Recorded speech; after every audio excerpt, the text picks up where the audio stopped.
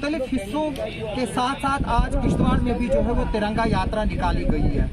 तिरंगा यात्रा जो है वो उसी देश के जज्बे के साथ निकाली गई है कि हर यहाँ का नौजवान जो है अपने देश के लिए मर मिटने के लिए तैयार है। इस वक्त हमारे साथ मौजूद हैं शाकिर गिरी, रॉकी गोस्वामी, आशीष जी हैं और भी बाकी लोग जो इस तिरंगा यात्रा में शामिल थे। मैं बता दूं कि किश्तवाड़ जो है वो 1992 से ही आतंकवाद के चपेट में रहा है। यहाँ पर आतंकियों ने जो भी देश की बात करता था, चाहे वो हिंदू हो या मुस्लिम हो, उसको चुन चुन के मारा है। आज भी जो है वो हम आतंक के साये में हैं और हमारे कुछ दिनों पहले ही जो है यहाँ पर पटियाला में एनकाउंटर चल रहा है और आज भी वहाँ पर सर्च ऑपरेशन चल रहा है।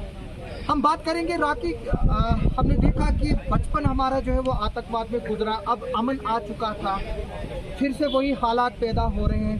आप इसको कैसे देख रहे हैं? और जो आज ये तिरंगा यात्रा से हमने दुनिया को संदेश दिया कि हम जिंदा हैं और देश के लिए मरने के लिए तैयार हैं, तो क्या बताएंगे आप इसको लेकर? आसिफ जी, आप भी गवाह रहे हैं कि किस प्रकार जम्मू कश्मीर में मिलिटेंसी का साया रहा, किस प्रकार यहाँ आतंकवाद ने 90s के दौर में अपने पर पसारे, किस प्रकार उस वक़्त की मौजूदा सरकारें जो थी उन्होंने उनको संरक्षण दिया, उनके पालन पोषण में तब यहाँ आतंकवाद पनपा है।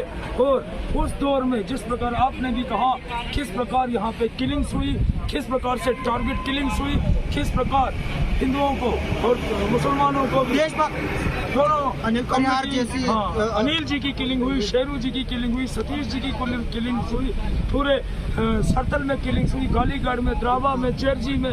हम बयान नहीं कर सकते थे किस प्रकार यहाँ पे किलिंगों का दौर रहा। लेकिन उस वक्त भी यहाँ का जो राष्ट्रभक्त समाज था वो कभी डरा नहीं, कभी डिगा नहीं। उस वक्त भी यहाँ के राष्ट्रभक्त समाज ने तिरंगा अपने हाथों में लिया और भारत माता की जय कहता रहा, चाहे उसको अपने प्राणों की आहुति देनी पड़ी, तो फिर भी उसने कभी भी तिरंगा नहीं छोड़ा।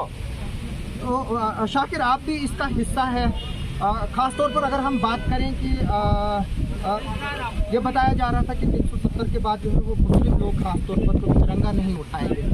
आप मुस्लिम भी है, तिरंगा भी उठा रहे हैं, तो और बीजेपी में भी हो, जिस तरह से हमने देखा कि बताया जाता है कि कुछ लोग जो अपोजिशन को बोलते हैं कि जो मुसलमान बीजेपी में जाएगा वो जनता नहीं। तो आप उसको किस तरह से देखते हैं? देखिए, ये अपोजिशन की हमेशा एक रही है कि जो मुस्लिम बीजेपी में जाएगा कि वो जानना नहीं है, लेकिन हमें ये बताया कि कौन से नबूत की यहाँ पार्टी चल रही है जो ये वो दावा करते हैं कि नेशनल कॉन्फ्रेंस में जाओ तो वो जनती है, तो बीजेपी में आओ वो जानना नहीं है। ये एक पॉलिटिकली खेल है। लेकिन आपने बात की है तिरंगा की, बात की।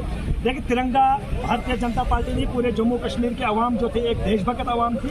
लेकिन 317 और 35A की आड़ में जो इस तरह यहाँ के लोगों को दबाया गया था, यहाँ के लोगों को अलगाववाद और आतंकवाद के दहशत से रखा गया था, यहाँ शाम के बम के धमाकों से और सुबह गोलियों की आवाज़ से, जो लोग शाम के बम धमाकों से सोते तो सुबह को गोलियों की आवाज़ से उठते थे, तो इस देशभक्ति को कहीं न कहीं यहाँ के पूर्व जो यहाँ की सरकारें रही 2000 से पहले से, उनने इस अलगाववाद और आतंकवाद को इतना बढ़ावा दिया था 370 और 35A के बीच में, 35A पे रहते हुए। जब वो टूट गया तो सब लोगों के सामने आया कि इस जम्मू कश्मीर का हर मुसलमान अपने देश से कितना प्यार करता है। इस तिरंगे के लिए, अपनी आन और बान और शान के लिए वो हमेशा अपनी जानों की आहुति देने के लिए तैयार रहा है। जहाँ ये अलगाववाद और आतंकवाद से जो डराए गए थे मुस्लिम लोगों को, वो 370 और 35A के बाद खत्म हुआ। भारतीय जनता पार्टी ने सबका साथ, सबका विकास और सबका विश्वास का जो और सबका प्रयास को जो नारा दिया वो आज सबके सामने दिख रहा है। आज हिंदू, मुस्लिम, सिख, ईसाई भाईचारा जो है, हमने वो दौर भी देखा है जहाँ पार्डर में किलिंग हुई और 2.5 साल की बेटी अपनी माँ के दूध से लेकर के वो दूध पी रही थी, मरी हुई माँ का। हमने वो दौर भी देखा जहाँ ठाकराई में,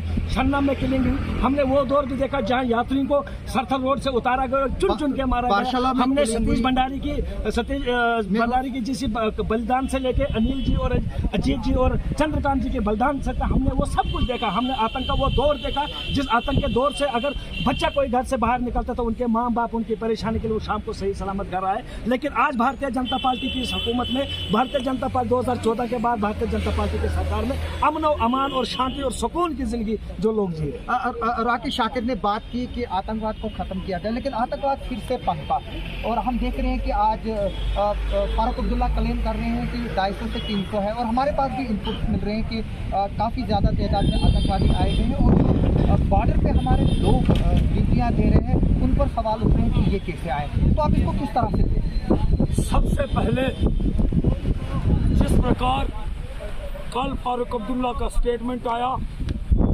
उससे स्पष्ट पाया जाता है कि वो अपना मानसिक संतुलन खो बैठे हैं।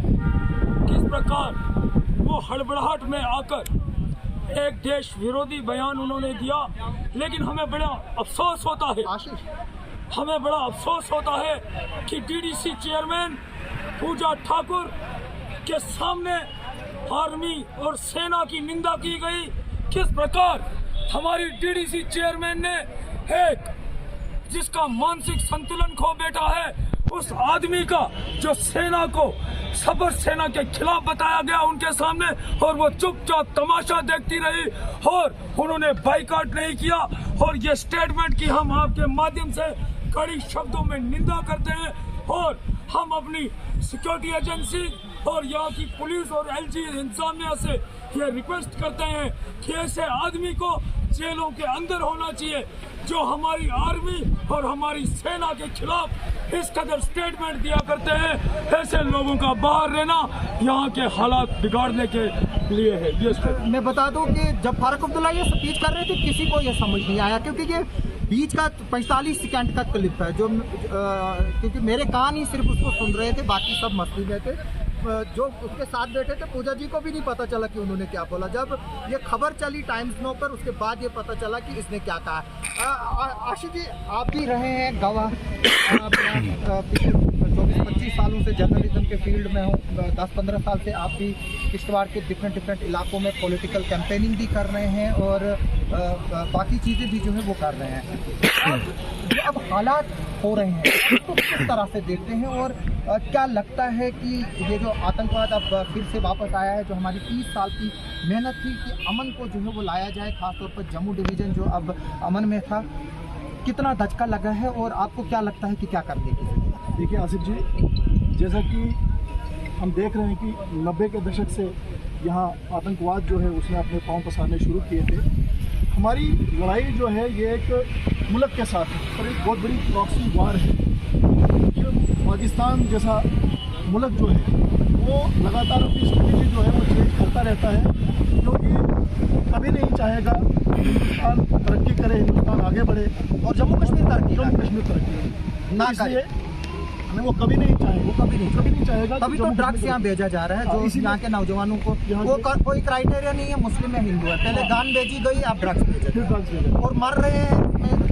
अगर हम डाटा देखें तो उसमें तो ज़्यादा मुस्लिम ही मार रहे हैं, तो फिर पाकिस्तान मुसलमानों का जो है वो हमदर्द कैसे हुआ? जी, हमारी लड़ाई जो है वो हमारी किसी व्यक्ति के साथ हमारी लड़ाई नहीं है या किसी तंजीम के साथ हमारी लड़ाई नहीं। हमारी लड़ाई पाकिस्तान जैसे मुल्क के साथ है जो दिन रात जो है षड्यंत्र रच रहा होता है कि किस तरीके से जम्मू कश्मीर में बदअमनी फैलाए, हिंदुस्तान की तरक्की में रोड़े अटकाए। तो मुझे लगता है कि जिस प्रकार 5 अगस्त 2019 को एक ऐतिहासिक फैसला यहाँ भारत सरकार ने लिया और यहाँ 35 है को यहाँ से हटा के 370 को यहाँ से हटा के एक दीवार को यहाँ खड़ा किया गया था जम्मू कश्मीर में। यहाँ का चाहे आतंकवाद जो है वो यहाँ पनपे, यहाँ भ्रष्टाचार पनपे और ये अपना हलवा मांडा जो है वो यहाँ पे चलाते रहें। ये फंड्स जो है फंड्स भारत सरकार से लेते रहें और उसका जो हिसाब जो है हिसाब है उसको हिसाब न दें। तो इस तरीके से इन्होंने यहाँ एक बैकडोर से यहाँ पे इसको 370 और 35 को यहाँ पे लाया हुआ था और सिर्फ अपने स्वार्थ के लिए इन्होंने उसको यहाँ इंट्रोड्यूस किया था। और जैसा भारत सरकार ने बहुत ही ऐतिहासिक और स्वागत योग्य एक फैसला जो है वो लिया और उसको यहाँ से हटा के जम्मू कश्मीर के ऊपर जो एक कलंक लगा हुआ था उस कलंक को हटाया। तब से पाकिस्तान की भी और यहाँ जो आतंकवादी जो बैठे हैं और आतंकवादी इनके जो सरगना जो पाक ऑक्युपाइड कश्मीर में बैठे हुए हैं उनके हौसले जो है वो पस्त हो गए हैं। अब ये नए सिरे से नई स्ट्रेटजी बना के अब इसको रिवाइव करने की कोशिश कर रहे हैं। लेकिन हमें पूरा भरोसा है कि हमारी सेना है, हमारे सशस्त्र सेना बल जो हमारे हैं, हमारी जम्मू कश्मीर पुलिस जो है, हमें उन पर पूरा विश्वास है। वो इन आतंकवादियों को चुन के मौत के घाट उतारेंगे, पूरा विश्वास। और शाकिर से जो है वो इस पर आप क्या मैसेज देना चाहेंगे देश को? जिस प्रकार हम आपके माध्यम से मैसेज देना चाहेंगे पूरे भारतवर्ष को, जिस प्रकार जम्मू कश्मीर के दूर दराज इलाके किश्तवाड़ में आज सभी लोगों ने तिरंगा रैली में भाग लेकर ये स्पष्ट जाहिर किया कि यहाँ पे अलगाववादियों की सोच नहीं चलने वाली, यहाँ राष्ट्रभक्त लोग रहते हैं, यहाँ पे तिरंगे को कंधा देने वाले लोग जीवित हैं और यहाँ पे हर तरफ आज तिरंगामय वातावरण रहा। आज पूरे किश्तवाड़ में उत्सव का त्यौहार मनाया जा रहा है। आज सभी के हाथों में तिरंगा है। हम चाहते हैं कि इसी तरह पूरे देश में खुशियां रहें और सभी इसी भाईचारे और प्रेम के साथ ये हमारा जो त्यौहार आ रहा है इस त्यौहार को मनाएं। तो देश का त्यौहार 15 अगस्त जो है वो देश का एक त्यौहार है। शाकिर, क्या मैसेज देंगे इस मौके पर आप देशवासियों को और खास तौर पर उन लोगों को जो आपको जन्मदिन बता रहे हैं? मैं आपके चैनल के माध्यम से पूरे देशवासियों को इस 15 अगस्त दिवस पे मुबारकबाद देता हूँ। जो 78वां हमारा आज़ादी का आज़ादी का दिवस मनाया जाएगा और मैं उन लोगों को भी यहाँ से ये मैसेज देना चाहता हूँ कि जो ये बोलते हैं कि जो भारतीय जनता पार्टी में है वो जहन्नमी है, तो यहाँ कोई नबूत सरकार नबूत हुकूमतें तो नहीं चल रही है कि जम्मू कश्मीर के हर फर्द भारत के लिए और भारत के सिद्धांत के लिए, भारत के अमन और अमान के लिए अपनी जानें, अपने निपार को निछावर करने के लिए तैयार है। और तब मैं यहाँ से खुसूसन आपके चैनल से आज के यहाँ नौजवानों को एक मैसेज देना चाहता हूँ कि यहाँ जो अलगाववाद आतंकवाद तो खत्म की कगार पे है, लेकिन अब एक नया जो हमारी नस्लों को तबाह करने के लिए जो ड्रग्स का एक यहाँ पे चलाया गया है, जो एक मुहिम चलाई गई है यहाँ ड्रग्स को, तो लोगों से, उन नौजवानों से ये गुजारिश करता हूँ इस ड्रग्स जैसे बीमारी से वो दूर रहे, अपने आप को सुधारे। और जम्मू कश्मीर पुलिस को हम यहाँ मुबारकबाद देते हैं कि आए दिन वो जो ड्रग्स पे जो पैसे लगा रहे हैं, और हम चाहते हैं कि जम्मू कश्मीर पुलिस जो हमारी आन और बान शान है जम्मू कश्मीर में, हम उनको मुबारकबाद देते हैं और उनसे इंतजार करते हैं इस ड्रग्स के मसले में वो और ज़्यादा सख्ती इख्तियार करे ताकि यहाँ के आने वाली जनरेशन जो ड्रग्स के मुतालिक हो वो वहाँ से हो। मैं इस इंट्रो के बारे में एक जिस्ट में बता दूं कि शाकिर और बाकी एक साथ के ये एक किश्तवाड़ का भाईचारा है और ये देश के लिए भी एक संदेश है। मैं इस इंट्रो का मकसद यही करने का था, मैं आशिफ और राबी को भी ले सकता था, लेकिन शाकिर की प्रेजेंस से जो है वो इसमें एक मैसेज देश को जाता है कि ये मुल्क जो है वो सेकुलर है, आपसी भाईचारा यहाँ पर जो है वो मजबूत है। मैं इस वीडियो पे आखिर पर ये बताऊंगा क्योंकि 15 अगस्त अब आने वाला है, आपको परपेट्रेटेड वीडियोस आएंगे क्योंकि ये भी एक पाकिस्तान की एक जो साइबर सेल टीम है वो आपको इस तरह के वीडियो भेजेगी। अब बांग्लादेश के वीडियोस आपको शुरू आने होंगे क्योंकि आ रहे हैं पिछले 2-3 दिन से, यानी कि वो वीडियोस इस तरह से बनाएंगे कि यहाँ पर कम्युनल डिवीजन हो, और जब कम्युनल डिवीजन होगा और हम आपस में लड़ेंगे तो सिक्योरिटी फोर्सेज लाइन आर्डर में एंगेज होगी और बॉर्डर जो है वो और फोरस होंगे। जो बांग्लादेश है fall out of Sheikh Hasina government है, वो ISI की और चाइना की मिली साजिशी थी कि जो बांग्लादेश का 4000 किलोमीटर का जो वर्ग का बॉर्डर है उसको लूज किया जाए, क्योंकि बांग्लादेश जो है वो खुजी का गढ़ रहा है, जो हरकतुल जाद इस्लामी जिसको बोलते हैं। और आपको याद होगा सितंबर 7, 2011 में जो दिल्ली में हाईकोर्ट में ब्लास्ट हुए थे, जिसकी साजिश किश्तवाड़ से लेकर बांग्लादेश तक रची गई थी, और बांग्लादेश जो है वो खुजी का गढ़ था। लेकिन शेख हसीना गवर्नमेंट ने न सिर्फ खुजी को कंट्रोल किया बल्कि जो जमात इस्लामी जिस पर आज बैन लगाई गई है और वो अब बातचीत सेंटर के साथ कर रही है कि उनको जो है वो इलेक्शन लड़ने की इजाज़त दी जाए, उसको भी जो है वो वहाँ पर कंट्रोल में रखा। लेकिन अब fall out of Sheikh Hasina government के बाद खुजी और उल्फा जो है वो सर्च होगी, और इसलिए अब परपेट्रेटेड वीडियोस मार्केट में आएंगे और ये कोशिश की जाएगी कि हिंदू और मुस्लिम को जो है वो आपस में लड़ाया जाए। मेरी लोगों से अपील है कि उन वीडियोस पे ना जाए और अपना भाईचारा जो है वो मजबूत रखे और अपनी सेना, अपनी फौज को जो है वो मदद करे और लॉ एंड ऑर्डर में जो है वो कोई रुकावट ना बने। मेरी लोगों से रिक्वेस्ट है कि वो उस तरह की वीडियो शेयर ना करें अगर उनके पास कोई इस तरह के वीडियोस आते हैं। आप सबका सुनने के लिए और देखने के लिए बहुत बहुत शुक्रिया।